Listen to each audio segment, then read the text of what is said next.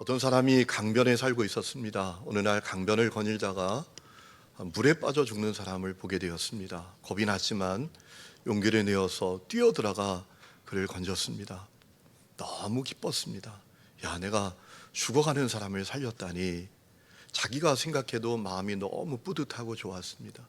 너무 마음이 기뻐서 그날부터 틈만 나면 강변에 가서 혹시 물에 빠져 죽는 사람이 없나 지켜보면서 사람들을 살려내기 시작했습니다. 너무 마음이 기뻤습니다. 더 많은 사람을 살리고 싶어서 어느 날 장비를 구입했습니다. 그리고 더 많은 사람을 살려낼 수 있었습니다. 더 많은 사람들을 살려내고 싶었습니다. 그래서 사람들을 모으기 시작했습니다. 그리고 그들과 힘을 합해서 죽어가는, 물에 빠져 죽는 사람들을 많이 살려냈습니다. 그리고 시간이 지나서 어느 날 그 강변에 건물을 지었습니다. 그리고 그 건물 안에서 어떻게 물에 빠져 죽는 사람을 살려낼 수 있을지 세미나를 열기 시작했습니다. 그런데 문제가 생겼습니다. 더 이상 강변으로 나아가지 않는 것입니다. 그 건물 안에서 세미나 열고 음악회를 열고 파티를 열고 회장 누구 뽑을지 몰두하면서 정작 그렇게 수많은 사람들이 물에 빠져 죽어가고 있는데도 더 이상 강변으로 나아가지 않았던 것입니다. 하워드 클라인벨이라는 신학자가 쓴 목회 상담의 기초라는 책에 나오는 이야기입니다. 하워드 클라인벨은 그 책에서 이 이야기를 소개하면서 이렇게 덧붙입니다. 이것이 오늘날 우리들의 교회다 라는 것입니다. 여러분 공감하십니까? 사람이 존귀한 인생을 살기 위해서 자기 정체성을 바로 아는 것이 대단히 중요합니다. 나는 누군가? 나는 무엇을 위해서 이 땅에 존재하는가? 나는 무엇을 위해서 살아야 되는가? 이것을 바로 아는 것이 대단히 중요합니다. 그렇지 않으면 세월을 허비하게 되죠. 보석 같은 그 인생을 낭비하는 그런 삶이 되고 맙니다. 여러분 교회도 똑같습니다. 교회가 교회다운 교회가 되기 위해선 교회의 정체성을 바로 아는 것이 대단히 중요합니다. 교회는 무엇인가? 교회는 무엇을 위해서 존재하는가? 교회는 무엇을 해야 하는가? 이것을 바로 아는 것이 대단히 중요합니다. 여러분 교회의 정체성은 무엇입니까? 에클레시아, 불러냄을 받은 사람들의 공동체입니다. 여러분이 십자가 복음 믿고 구원받아 이 자리에 와 앉아 있는 것은 여러분의 의지, 여러분의 결심, 여러분의 노력으로 된 것이 아닙니다. 주님께서 여러분에게 선행 은총을 주셔서 여러분이 만세전에 주님께 택함을 받아서 이 자리에 와 앉아 있는 것입니다. 교회는 불러냄을 받은 사람들의 공동체입니다. 교회는 건물도 조직도 행정도 운동도 아니라 불러냄을 받은 사람들의 공동체입니다. 그러면 그 교회는 뭘 해야 합니까? 성경이 우리에게 가르쳐주고 있습니다. 복음을 전하는 것입니다. 예수 십자가 복음을 전하는 것입니다. 여러분 요한계시록 11장 3절 4절에 이런 말씀이 있습니다. 내가 나의 두 증인에게 권세를 주리니 그들이 굵은 베옷을 입고 1260일을 예언하리라. 그들은 이 땅의 주 앞에 서 있는 두 감람나무와 두 촛대니라고 했습니다. 자, 주님께서 두 증인에게 권세를 주신답니다. 이 두 증인은 누굽니까? 4절에 답이 있어요. 두 감람나무와 두 촛대라라는 거예요. 여러분 우리가 요한계시록을 잘 이해하기 위해서는 요한계시록에 나오는 그 상징이 무엇을 이야기하는 건가, 무엇을 가리키는 건가, 그것을 잘 알아야 합니다. 여러분 요한계시록에서 나오는 촛대는 무엇을 가리키는 것입니까? 교회를 가리키는 겁니다. 요한계시록 1장 말씀에 보면 일곱 촛대는 일곱 교회라 라고 하시지 않았습니까? 두 감람나무도 교회를 가리키는 겁니다. 하나님께서 교회에 주신 사명, 왕의 사명, 왕적인 사명, 제사장적인 사명을 가리키는 거예요. 그러니까 주님이 교회에 권세를 주신다라는 겁니다. 왜 권세를 주십니까? 그들이 굵은 베옷을 입고 1260일 동안 예언하도록. 굵은 베옷을 입는다라는 것은 어떤 의미입니까? 사람들이 예수 믿고 회개하도록, 예수 믿고 회개하고 구원받도록 하는 사역을 행하는 것을 의미합니다.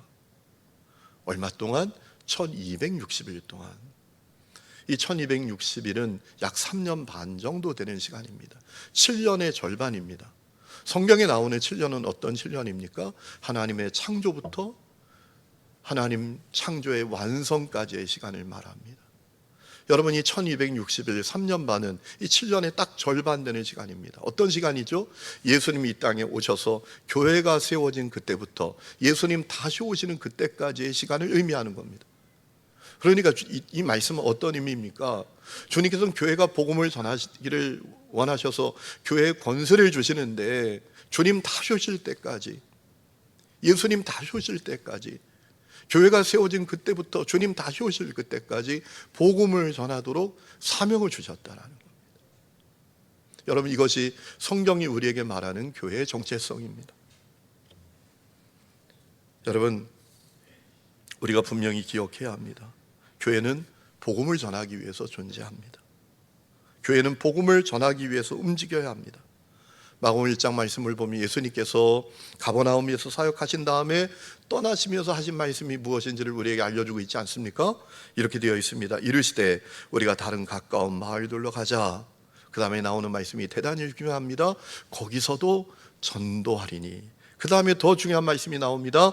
내가 이를 위하여 왔노라. 내가 복음을 전하기 위해서 왔다 라고 주님이 말씀하셨다라는 것입니다.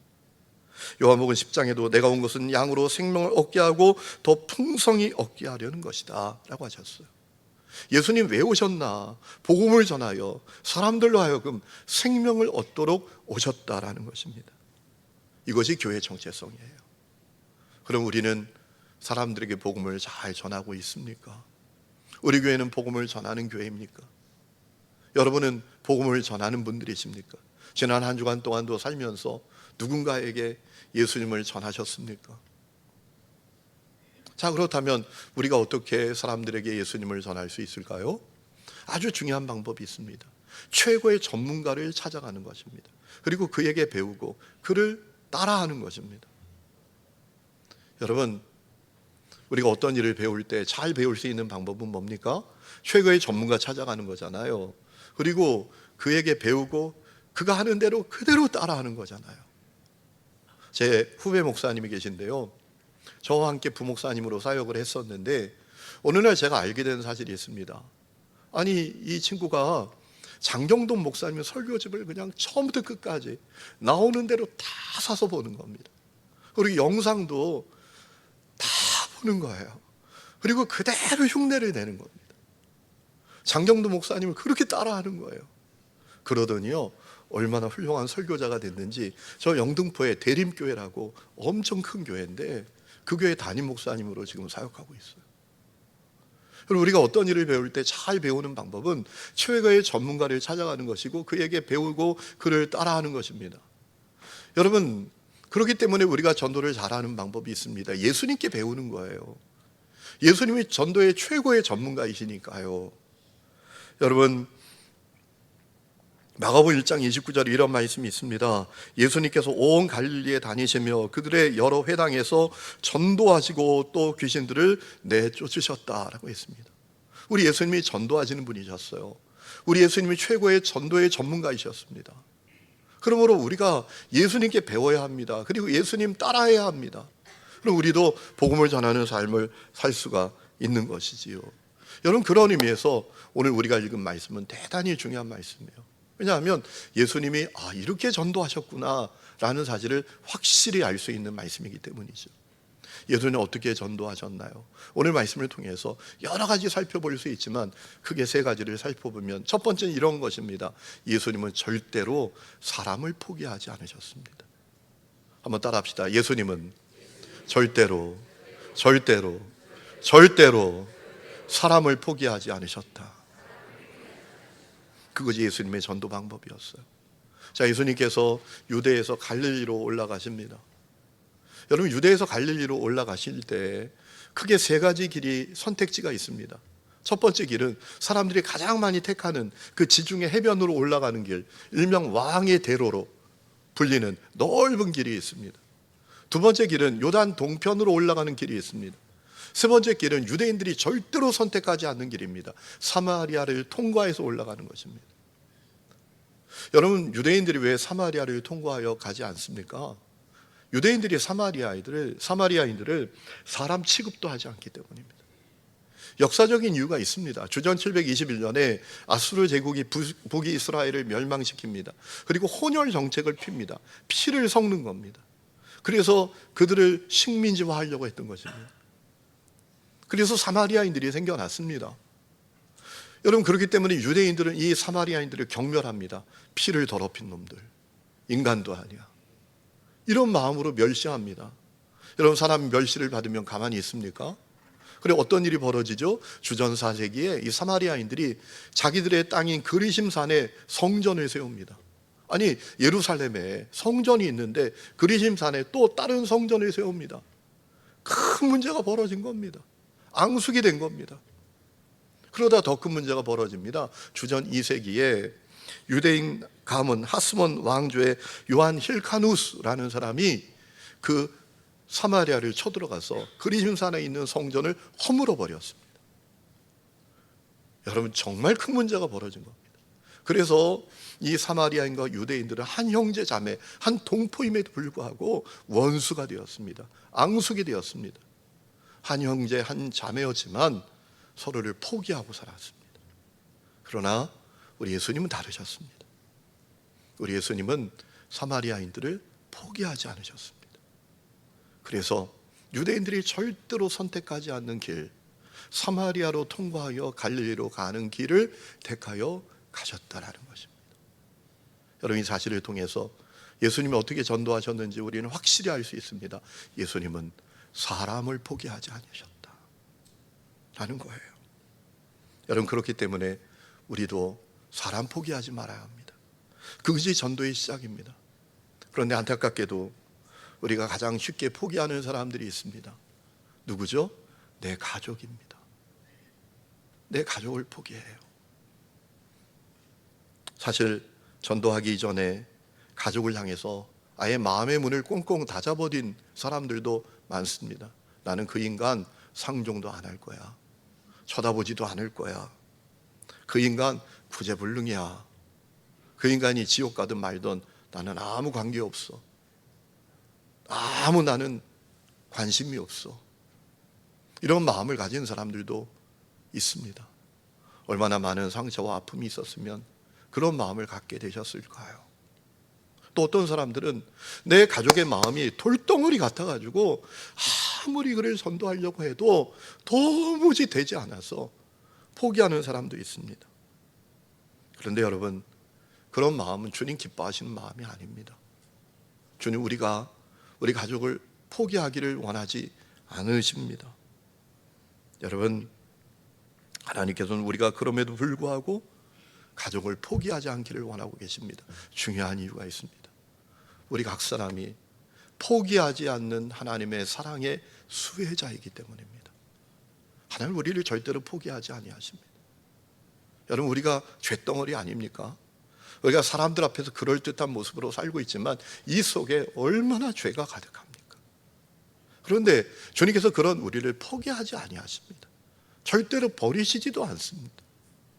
여러분, 일찍이 호세아 선지자가 그 하나님의 마음을 선포했던 적이 있지 않습니까? 호세아 11장 8절에 이런 말씀이 있습니다. 에브라임아, 내가 어찌 너를 버리겠느냐? 이스라엘아, 내가 어찌 너를 원수의 손에 넘기겠느냐? 내가 어찌 너를 아드마처럼 버리며 내가 어찌 너를 스보임처럼 만들겠느냐? 너를 버리려고 하여도 나의 마음이 허락하지 않는구나. 너를 불쌍히 여기는 애정이 나의 속에서 불길처럼 강하게 치솟아 오르는구나. 이것이 사람을 향한 하나님의 마음이에요. 하나님 우리를 포기하지 아니하셨어요. 여러분, 하나님께서 우리를 포기하지 않으사 이루신 일이 뭡니까? 하나님의 아들이 사람이 되게 하셨고요, 이 십자가 매달려 대속점을 되게 하시지 않았습니까? 죄는 내가 졌습니다. 죄값도 내가 치러야 합니다. 그런데 당신의 아들이 이 십자가에 매달려 다 피 흘려 죽게 하셨잖아요. 우리를 포기하지 않으셨기 때문에. 히브리서 13장 말씀을 보면 히브리서 기자가 포기하지 않는 하나님의 마음을 우리에게 알려주었던 적이 있지 않습니까? 그가 친히 말씀하시기를 내가 결코 너희를 버리지 아니하고 너희를 떠나지 아니하리라. 주님이 우리를 포기하지 않으셨어요. 그래서 우리도 포기하지 말아야 합니다. 특별히 내 가족을 포기하지 말아야 합니다. 그것이 전도의 시작입니다. 두 번째는 예수님께서는 사람에겐 가까이 다가가셨어요. 예수님은 사람에게 가까이 다가가셨습니다. 여러분, 오늘 말씀을 보니까 예수님께서 사마리아 지역을 통과하시다가 수가라는 동네에 가셨습니다. 거기 야곱의 우물이라고 불리는 우물이 있었는데 그 우물 곁에 앉으셨습니다. 시간이 6시였습니다. 우리 시간으로 환산하면 정오 12시입니다. 그때 사마리아 여자 한 사람이 우물에 물을 길러 왔습니다. 그때 예수님께서 그 여인에게 물을 좀 달라고 말씀하셨습니다. 여러분, 이런 생각해 봅니다. 왜 예수님이 사마리아 동네에 들어가서 우물 곁에 앉으셨을까? 아니, 우물 곁이 아니라 다른 데 가실 수도 있잖아요. 나무 밑에 가실 수도 있고 다른 데 가실 수도 있잖아요. 왜 우물 곁에 앉으셨을까요? 거기 사람들이 오니까. 예수님은 사람에게 관심이 있으셨다라는 겁니다. 사람에게 가까이 다가가기를 원하셨다라는 얘기죠. 실제로 우물에 한 여인이 물을 길러 왔습니다. 그녀에게 물을 좀 달라고 가까이 가셨습니다. 여러분, 이런 생각해 봅니다. 예수님은 물 떠서 드실 수도 있잖아요. 그렇죠. 이 여인이 오기 전에 이미 예수님이 물을 떠서 드실 수도 있지 않습니까? 그런데 이 여인에게 가까이 다가서 물을 좀 달라라고 하셨습니다. 왜 그랬습니까? 이 여성에게 다가가기를 원하셨기 때문입니다. 여러분, 다가가는 것이 중요합니다. 다가가야 그의 내면을 압니다. 다가가야 그의 고민을 압니다. 다가가야 그의 눈물, 그의 상처, 그의 한숨, 그의 절망, 그를 그렇게 고통스럽게 하는 문제가 무엇인지를 압니다. 멀리서 몰라요. 멀리서 모릅니다. 다가가야 압니다. 그래서 속으로 이런 가운데 모든 변화는 1m 거리 안에서 일어난다라는 얘기가 있잖아요. 다가가야 그의 내면을 아는 겁니다. 다가가야 되는 것입니다. 여러분, 예수님께서 이 여성에게 다가가시니까 그녀가 반응을 보입니다. 어떤 반응 보입니까? 아주 까칠한 반응을 보입니다. 아니, 당신 보니까 유대인 남자 같은데 왜 사마리아 여자인 나에게 물 달라 합니까? 이렇게 아주 까칠하게 반응해요. 그럴 거 뭐 있습니까? 물 한 그릇 달라고 했는데, 아니 빵을 달라 했습니까? 재워달라고 했습니까? 이렇게 까칠하게 반응할 게 뭡니까? 그의 내면이 공고했기 때문입니다. 그의 내면이 공고하니까 까칠하게 반응하는 거예요. 여러분, 내면이 풍성한 사람, 그 속에 생수의 강이 흐르는 사람, 이렇게 까칠하게 반응하지 않습니다. 그 안에 기쁨이 있어요. 행복이 있어요. 그런 사람에게 지나가다 저 사람 이상해 좀, 그러면 피식 웃습니다. 나보고 이상하다 그러네, 저 사람 참 이상하구나, 이러고 말아요. 그런데 그 내면이 공고한 사람, 다 무너져 있는 사람, 핍절한 사람에게 저 사람 이상해 그러면 대듭니다. 뭐라고? 공고하니까 까칠하게 반응하는 겁니다. 여러분, 이 말씀 뒷부분에 보면 이 여성의 인생이 참 공고하잖아요. 남편이 5이나 있었는데 그 남편이 그녀의 남편이 아니고 지금 6째 남편이 생겼는데도 그 남편도 이 여성의 남편이 아닌 형국이에요. 인생이 공고합니다. 삶의 진정한 행복과 만족이 없습니다. 살아볼수록 인생이 공고할 뿐입니다. 이 여성이 왜 한 낮에 물들어 왔나요? 정오에. 제가 중앙아시아에 가봤습니다. 우물이 있는 마을들이 있습니다. 언제 물들어 오는지 아십니까? 아침에. 그리고 해가 뉘엿뉘엿 넘어갈 때, 서늘할 때 물들어 옵니다. 한낮에 물들어 오는 사람은 없습니다. 이건 뭘 의미하는 겁니까? 누구도 보기 싫다라는 겁니다. 왜? 사람들이 수군거리니까. 야, 저 여자 지나간다, 저 여자 지나간다. 남편 5이나 있던 여인. 사람 만나기 싫었다라는 겁니다. 사람들 상종하기 싫었다라는 거예요. 인생이 공고해요. 그래서 까칠하게 반응한 거예요. 여러분, 예수님이 가까이 다가가니 그의 내면을 알게 된 것입니다. 이 사실을 통해서 우리가 중요한 사실을 발견하게 됩니다. 예수님께서는 사람에게 가까이 다가가셨다. 우리가 전도하기 위해선 그에게 다가가야 한다는 것입니다. 그런데 우리가 가장 다가가지 못하는 사람들이 있잖아요. 누구죠? 가족입니다. 가족에게 다가가지 못해요. 우리가 직장에서, 사업체에서, 학교에서, 교회에서 사람들에게 그렇게 다가가고 또 사람들의 마음을 그렇게 잘 아는데 정작 가족에게 다가가지 않아요. 여러분, 어떤 사람이 있습니다. 이 사람이요, 뭐 세상 사람의 마음을 다 알아요. 세상에 모르는 게 없어요. 그런데 정작 함께 살아가는 가족의 마음을 모른다면 그 아는 것이 무슨 의미가 있습니까? 그래서 시인 곽재구라는 사람이 쓴 고등어 장수라는 시가 그렇게 찔림으로 다가오는 것이지요. 제가 예전에 이 시를 한번 소개했던 적이 있지 않습니까? 시인 곽재구라는 시인이 고등어 장수라는 시를 썼는데 이런 내용입니다. 어느 날 강변 내 오두막집 앞에 한 고등어 장수가 닿았습니다. 먼 바다에서 온 그의 고등어들은 소금에 잘 절어 파랗게 빛났습니다. 고등어 값은 너무나 비쌌답니다. 난 이렇게 말했지요. 왜 고등어 값이 쌌다가 비쌌다가 그러지요? 먼 바다에서 온 고등어 장수가 내게 말했답니다. 당신 제일 가까운 사람의 마음조차 헤아리지 못하면서 먼 바다 고등어 값은 어떻게 셈하겠소? 찔리지 않습니까? 제가 제 아내 앞에 무릎 꿇고 회개했던 적이 있습니다. 제가 좀 ISTJ, 완벽주의적인 사람이에요. 그래서 제 아내에게도 좀 완벽하기를 원했습니다. 첫 목회를 합니다. 20대 후반에 역사가 50년이 넘는 교회 가니까 제가 얼마나 긴장이 되겠습니까? 새파란 전도사가 그 역사가 깊은 교회에서 사역을 하니까 제가 늘 긴장이 되는 겁니다. 그래서 아내에게 제가 힘들게 했나 봐요. 완벽한 모습을, 완벽한 태도를 갖기를 원함으로. 그 마음이 얼마나 힘들었는지 제가 잘 몰랐어요. 사역만 열심히 하면 되는 줄 알았어요. 어느 날 제 아내가 그러더라고요. 어느 날 마음이 너무 힘들어가지고 제가 사역하던 교회부터 주덕까지 첫 아이가 아기 때 유모차에 태우고 그저 펑펑 울면서 6km를 걸었다고. 여러분, 제가 사역하던 교회는 아주 시골이에요.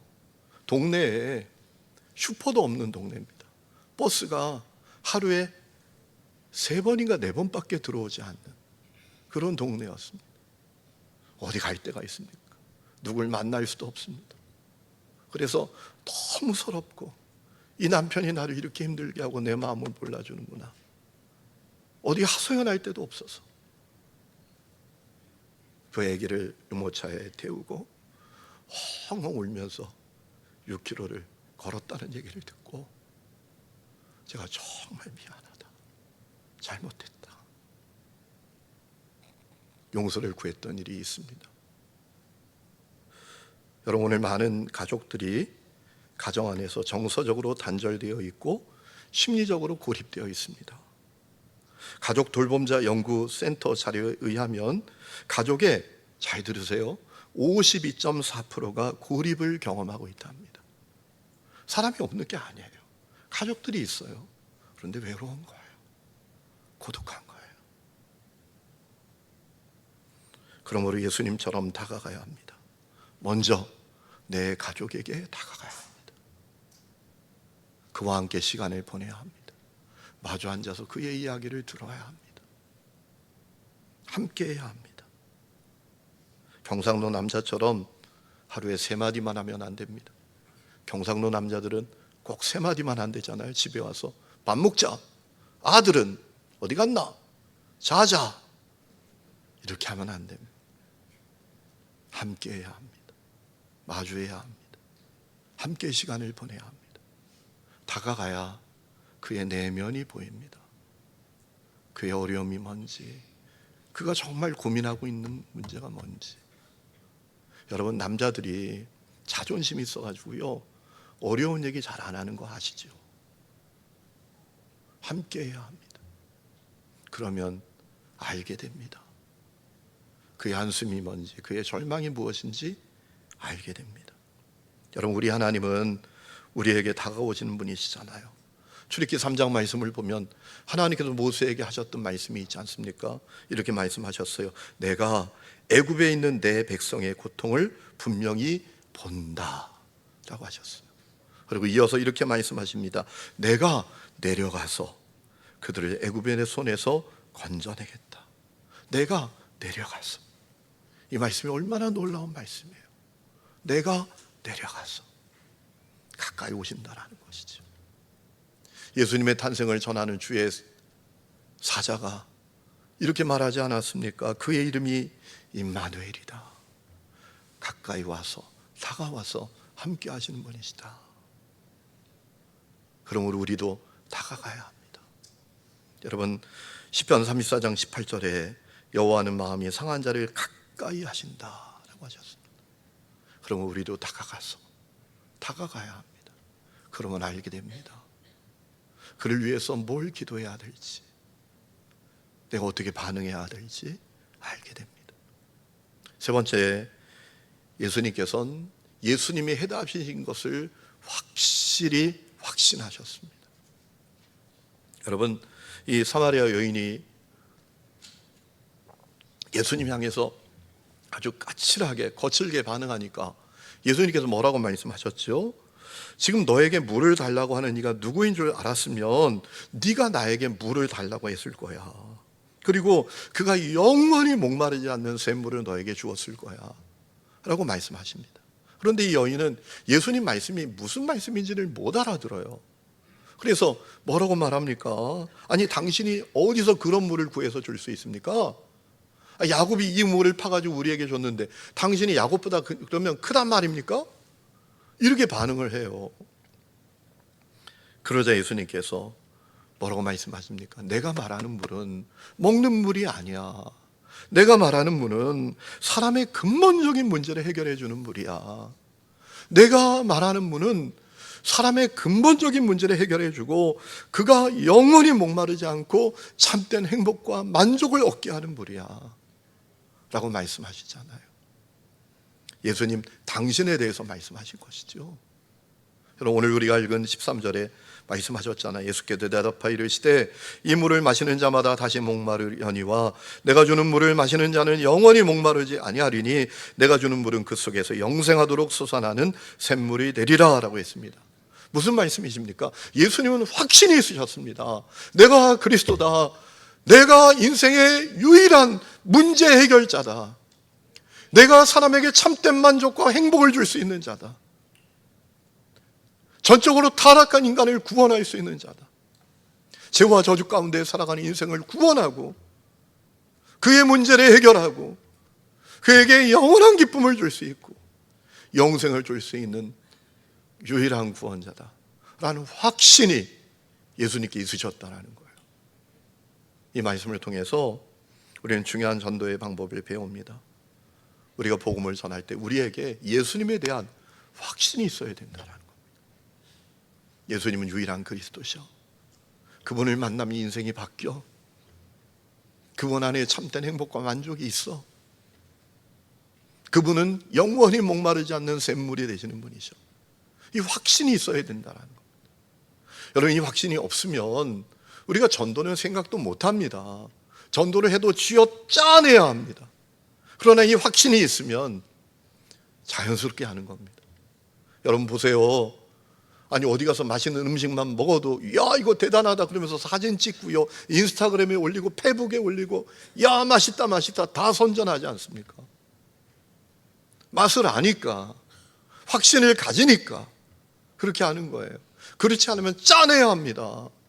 교회 목사가 되고 장로가 되고 권사가 집사가 돼도 전도하자 그러면 체면 때문에 말은 못하지만 그 속에는 우리 목사님 왜 그렇게 전도하라고 얘기하는 거야, 이런 마음을 그 안에 갖고 있다니까요. 확신이 없으니까. 예수님이 유일한 구원자, 그분에게 인생의 해답이 있어. 그분을 만나면 참된 만족과 행복을 얻게 돼. 사람이 근본적으로 바뀌게 돼. 이 확신이 없으니까. 여러분, 요한일서의 말씀을 보면 이 사도 요한이 놀라운 고백을 하고 있지 않습니까? 요한일서 1장 1절에 태초부터 있는 생명의 말씀 예수님에 관하여는 우리가 들은 바요 눈으로 본 바요 자세히 보고 우리의 손으로 만진 바라. 간단히 말하면 무슨 얘기입니까? 요한은 예수님을 확신했다라는, 예수님에 대해서 확신이 있었다라는 거. 여러분, 확신이 있어야 전하게 됩니다. 오늘 여러분에게 확신이 있습니까? 여러분에게 예수님은 누구십니까? 말씀 많이 들어본 그런 사람입니까? 제가 지난주에 우연히 그 미국에서 목회하시는 시드교회 권혁빈 목사님 간증을 듣게 됐습니다. 그분이 놀라운 간증을 갖고 있으시더라고요. 이분이 하와이에서 DTS 훈련을 받고 훈련이 다 끝나고 시간이 남아서 그 하와이의 화산지대를 방문하게 되었습니다. 아주 유명한 관광지입니다. 지금도 용암이 활동하는 그런 지역이에요. 근데 가는데 날씨가 좀 흐려요. 그러니까 아내가 여보 오늘 날씨가 너무 흐리네. 오늘은 가지 않으면 안 될까? 아이 가봐. 그냥 생각난 김에 가. 그래서 갔는데요. 용암 지역에 들어가서 한참을 걸어서 들어갔는데 갑자기 하늘에서 비가 쏟아지기 시작합니다. 그래서 큰 문제가 벌어졌어요. 여러분, 용암이 활동하니까 바닥이 뜨끈뜨끈한데 거기에 차가운 비가 쏟아지니까 수증기가 엄청나게 일어나가지고 사방이 어딘지를 알아볼 수가 없는 거예요. 길이 안 보입니다. 이정표도 안 보입니다. 당황하다가 발을 헛디뎠는데 용암 날카로운 바위에 발이 찢겨졌습니다. 진퇴양난의 상황이 된 겁니다. 오도 가도 못하는 상황이 된 거예요. 그래서 911에 구조 요청을 합니다. 근데 문제가 생깁니다. 스마트폰에 신호가 안 떠요. 신호가 안 뜨니까 전화를 할 수가 없어요. 너무 당황하게 됐습니다. 바닥에서는요, 수증기가 올라오는데 이산화탄소를 잔뜩 먹으면 독가스가 올라옵니다. 숨을 못 쉴 정도입니다. 야, 이러다 죽는 거구나. 아내가 가지 마자 그럴 때 안았어야 되는데 우겨가지고 와가지고 내가 내 아내를 죽게 만드는구나. 이런 생각이 드는 거예요. 그러다가 아내가 여보 문자라도 한번 보내봐. 갈 수도 있잖아. 그래서 문자를 보냈어요. 911에. 근데 안 가요. 근데 아내가 말합니다. 여보 스마트폰을 들고 한번 다녀봐. 전파가 잡힐 수도 있잖아. 앞으로 가보고 뒤로 가보고 옆으로 가보고 막 하는데도 안 가요. 한참을 그렇게 하는데 놀랍게도 문자가 간 거예요. 어떻게 전파가 잡혀가지고. 그래서 답이 왔어요. 첫 번째, 물이 있냐? 수건에 물을 적셔서 입을 틀어막아라. 질식해서 죽는다. 두 번째, 멈춰라. 절대로 움직이지 말아라. 세 번째, 앞으로 가고 있다면 뒤로 돌아서라. 뒤로 돌아서라. 헬기를 보내겠다. 그렇게 문자가 왔어요. 한참을 기다렸어요. 드디어 헬기가 옵니다. 투투투투투투 하면서 헬기가 와요. 얼마나 기쁜지 손을 들고 여기 있다고 여기 있다고 하는데 수증기가 엄청나게 올라가니까 못 보는 거예요. 그리고 한참을 돌다가 돌아가요. 얼마나 낙심입니까? 근데 조금 있다 보니까 또 헬기가 와요. 또 손드는 거예요. 여기 있다고 여기 있다고. 근데 못 봐요. 돌아가요. 아, 이제 진짜 우리는 여기서 죽는구나. 그런 마음을 갖고 있을 때 또 한 번 헬기가 투투투투 하고 오는데 이번에는 고도를 낮춰서 낮은 높이로 헬기가 오는 거예요. 낮게 오니까 그 헬기 바람에 수증기가 막 날려서 보게 된 겁니다. 그래서 구출을 받았어요. 그 다음에 나오는 간증이 참 기가 막힌 간증인데요. 이분이 그런 얘기를 해요. 자기가 하나님을 확신하게 된 사건이었다. 하나님의 음성을 듣게 된 사건이었다. 자기는 목사의 자식으로 태어나서 교회 안에서 자라고 그래서 목사가 되었지만 하나님에 대해서 확신이 없었대요. 자기. DTS 훈련을 받을 때도 다른 사람들은 막 주님의 음성을 듣는다 그러는데 자기는 도무지 들을 수가 없더래요. 나에게만 이렇게 안 들리지, 주님의 음성이. 근데 그 사건이, 그리고 9.11이 보낸 메시지가 하나님의 음성이더라는 거예요. 멈춰라, 멈춰라 라는 것이 하나님의 음성이에요. 자기는 그런 마음이었대요. 조금만 더 가면 내가 원하는 바를 이루겠지, 조금만 더 가면 내가 꿈꾸는 바를 이루겠지, 이런 마음이었대요. 여러분도 그런 마음이 있잖아요, 그죠? 내가 조금만 더 열심히 하면, 또 조금만 더 하면 내가 갖고 싶은 것, 내가 원하는 거 이루겠지. 그래서 주일도 빼먹을 때 많고, 기도의 자리, 봉사의 자리, 헌신의 자리 박차고 나갈 때가 많잖아요. 내가 조금만 더 하면. 근데 주님은 멈추라고 하시더라고요. 너 멈춰라. 너 계속 가다 죽는다. 자기가 계속 가면 죽었더라는 거예요. 그것이 주님의 음성이더라는 거예요. 두 번째는 돌아서라. 돌아서라. 자기는 사역을 하면서 자기 열심으로 했대요. 자기 교만으로 했대요. 이분이 영국에서 철학 박사 학위를 받은 사람이에요. 뭐 대단히 공부 많이 한 사람. 내가 가진 경험, 내가 가진 능력, 내가 가진 지식으로 하고 있더라는 거예요. 그런데 안 돼요, 잘. 힘들기만 해요. 근데 주님이 돌아서라. 그 길에서 돌아서라.